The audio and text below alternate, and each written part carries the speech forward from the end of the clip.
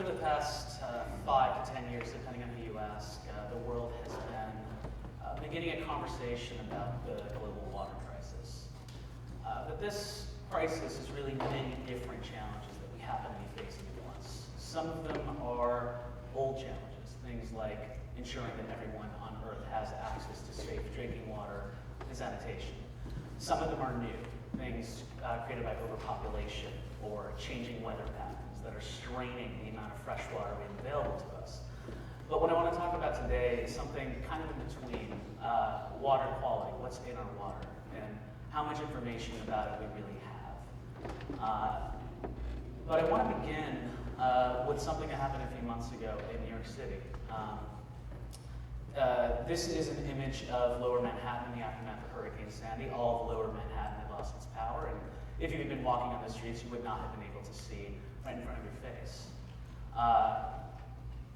The storm really impacted different neighborhoods in different ways. Some did not lose power, did not lose internet access, but others, like Breezy Point, were really hit the worst.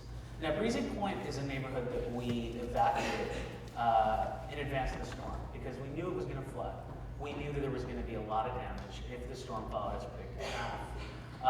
But the interesting thing is that in spite of all of our preparation, in spite of knowing that there was going to be a problem here, it still took us 4 days to declare the water at Breezy Point unsafe to drink. That's about as long as it took for us to turn on power to Manhattan, which involves pumping water out of the entire subway system. And it's a very, very long time for people to have to wait before they even know their infrastructure is offline. This is something that was created not because of a lack of resources, not because of a lack of will. We had plenty of resources at our disposal. It happened because we have serious problems with water testing right now. Collecting a water sample is not a very easy thing to do. It's very easy to contaminate a sample. It's not unlike collecting evidence at a crime scene.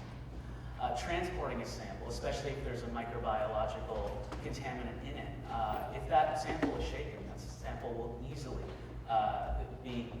the results will easily be corrupted when the organisms die. Testing can take 24 hours, sometimes 48 hours to be performed, which means that you're looking at a minimum of 48 to 72 hours before you're reporting your results.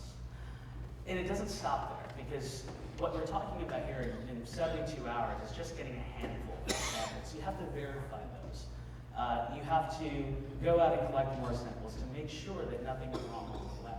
And what that means is that over the course of, it can take months, sometimes years, before a decision can even be made about what to do, before there's consensus about what problem you might be dealing with. And this is a problem that is widely acknowledged, something that the World Health Organization acknowledges, that water testing is slow, it's complex, and it's costly.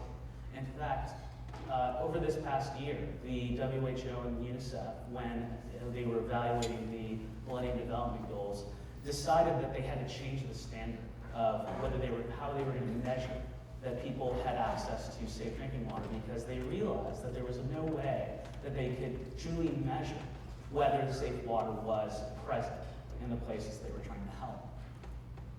This has enormous consequences. This is an image that was taken in the aftermath of the outbreak of cholera in Haiti. And without accurate information about where water was contaminated, where health supplies were going to be needed, where fresh water was needed, there was no way of sending everything to the right place where it was needed. This meant that some places ended up with too many supplies, things that went unused, while in other places there was never enough. A situation that created a lot of chaos, inevitably riots like this. But this is not just a developing world problem. This is something that we oftentimes can see happening with our own eyes, but it can take years of continued open air pollution in our rivers, in our streams, in our groundwater before there's enough evidence for us to do something about it. And it's something that makes it very hard to educate our children, educate ourselves about the issues that we're facing with water.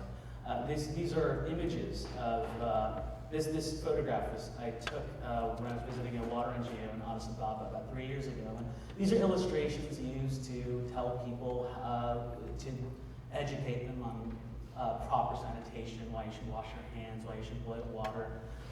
And they're about the best we can do because it's very difficult to provide people with tangible evidence that washing your hands is something that will lead to better health. And this has serious consequences globally. What it really comes down to is that water is our most precious resource, but without real information about it, without early warnings, we operate in a world that has a lot of uncertainty. One that results in the deaths of over 3 million children every year from diarrheal disease alone. One that drains about $1 trillion out of the global economy. And this is really what is behind all this. This is what water testing looks like right now. This is a common kit used by organizations like UNICEF that involves using a lot of chemicals that are very difficult to keep in supply in remote areas. They're quite expensive. And using equipment like this is not easy. It's something that requires a lot of training. And many experts often have errors as they're performing tests. We've figured out how to measure some things in real time, but they generally look like this. This is what we call inline instrumentation, something you'd see at a wastewater facility or water treatment facility. But it's ultimately measuring things like pH, things like total organic carbons, things that aren't necessarily specific indicators of what's going on with your water. If you register a problem, you're still left relying on labs. What this ultimately does is it deprives all of us of water quality information. It's not just individuals, it's governments, it's NGOs, it's everyone tasked with managing these resources. And it's a very big problem that is right now growing quite a lot as we encounter diminishing freshwater supplies globally and have to reconsider what we're going to be doing with our polluted water as we find that our freshwater supplies are no longer abundant.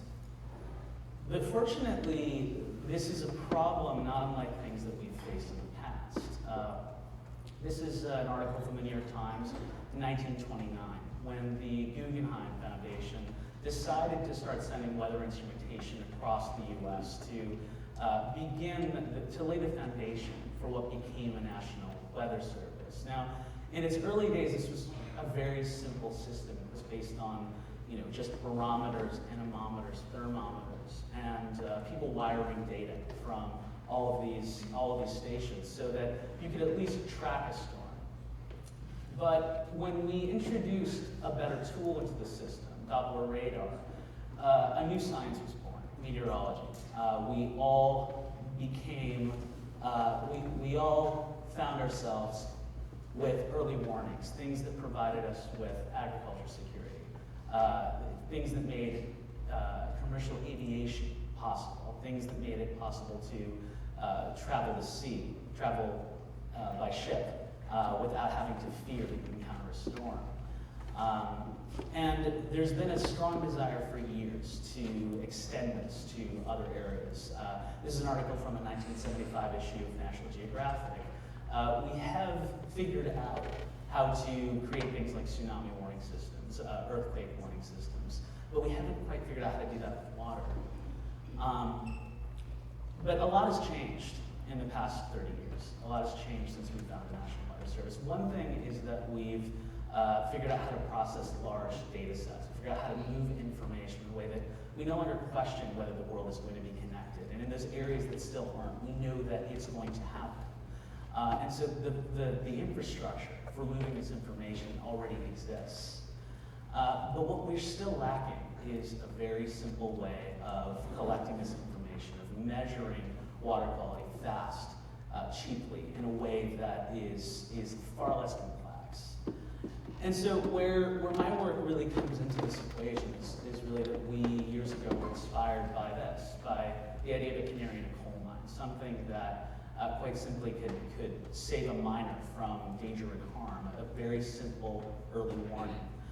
And so what we've developed is a new standard for testing water, something that doesn't require reagents, something that doesn't require the consumables, something that is far less expensive and is capable of transmitting all of these readings in real time. And to show you what that means, this is a map that we are right now in the process of working to make happen.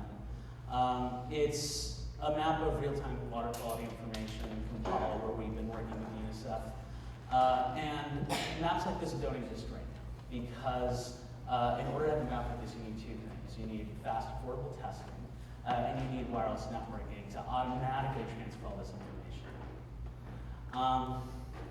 What we're ultimately doing here is building something that we think is going to help us manage our most precious resource in a way that has never been possible, but in a way that's going to help us encounter problems that are only emerging as we run out of fresh water supplies. In the past year alone, the state of Texas in the United States and many states in the Midwest began shipping in water from out of state because of drought conditions that are depleting these supplies. And managing these situations is going to require not just the ability to transport water, but the ability to know the quality of what you're transferring. But in order to really safeguard everyone's right to safe water, what we are going to do when we commercialize this technology is open source it, so that everybody can build it, everyone can build upon it, and everyone can help us improve upon it, so that we don't have to spend 100 years getting the kind of early warning system that help us prevent hurricanes, so that we don't have to spend 100 years developing an early warning system so we can escape the dangers of something like Hurricane Sandy. We can do it in this lifetime. Thank you.